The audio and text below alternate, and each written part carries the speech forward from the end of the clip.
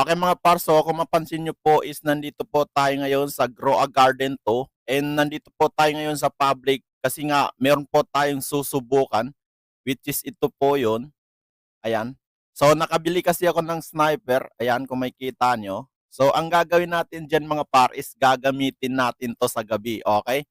So magpapanakaw po tayo sa ating garden. So balik lang po tayo sa ating garden mga par. Ayan o. So ito po yung garden natin. Kung makita niyo po is wala po masyadong tanim pero pwede po tayo dyan nakawan pag gabi. Okay?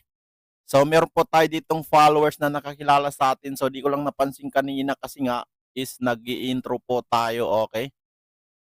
So nasan na yun siya? Naghihingi sa atin eh. Ito yata siya mga par. Ayan. Okay, check na muna natin yung mail niya. Ay, hindi sa akin pala yan. Okay, so meron po nabigay sa atin na isa. So medyo lag po dito sa public mga par, kung makikita niyo po, is sobrang lag po dito sa public. Kaya di po ako madalas mag-public kasi nga sobrang lag, okay? So ano kaya gagawin natin dito para di po tayo maglalag? Okay, manual, auto na lang natin. Ayun, gabi na po mga kaibigan, asan na yung base natin mga par? Okay, so ito na po yung ating garden. And then dito lang po tayo mag-abang, okay? Dito lang po tayo. Abangan natin kung sino po yung magnanakaw ng ating garden mga par. Okay? So sana po meron taga-steal ng garden. And then sniper rin natin mga par. Okay? Uy, meron dun. Okay? Ayun. Kita nyo ba? Ay! Di tinamaan. Paril natin. Boom! Natapon siya par. Okay? Ayun no, nagnakaw na naman siya. Ayun, nice one. Kita niyo ba yun? Tinamaan siya. Ayun, nag-steal na naman. Yan o. Okay, so follower natin yan mga par, sa mga hindi nakakalam, or supporter natin yan. Ayun, nag-umaga na. Wait lang, check na muna natin yung open dito. Okay. Wala na masyado nagnanakaw dito sa public pre. Uy, mushroom.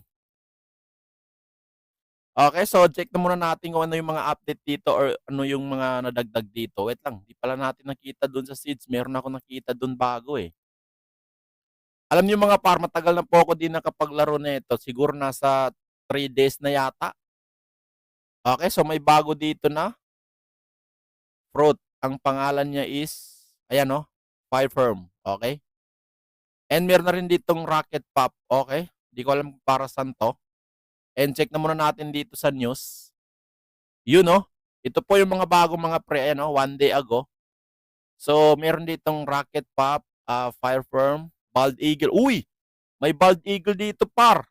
Boombox. Okay. Sunburst. Okay. Butterfly. Meron din. Ito, 4th of July create. Okay?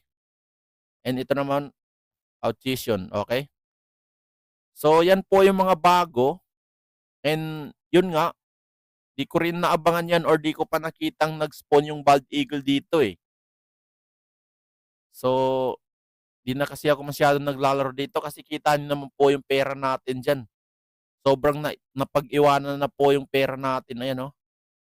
Okay, so sa mga gusto ng gift sa akin mga par is mag-gift lang po kayo ng kahit ano, kahit na carrot yan or ano man yan is tatanggapin natin yan.